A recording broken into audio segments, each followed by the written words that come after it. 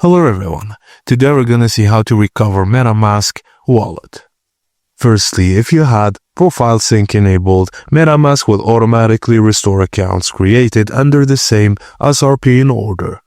If they were not imported via private keys or JSON files, or if they had non-zero Ethereum balance on the Ethereum mainnet. If some accounts did not restore automatically, you can manually re-add them in the order they were originally created.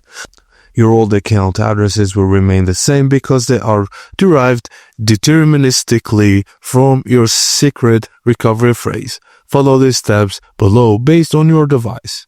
Now, click the account selector at the top of the wallet, click Add Account to Hardware Wallet. On the next screen, select Add a new account.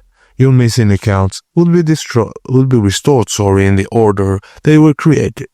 If needed, rename your accounts before clicking Create.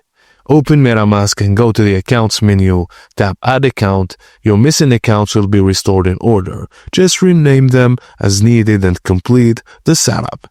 If your missing account does not appear, it was likely created using a different secret recovery phrase or an imported account that you need to re-import manually using private key or JSON file.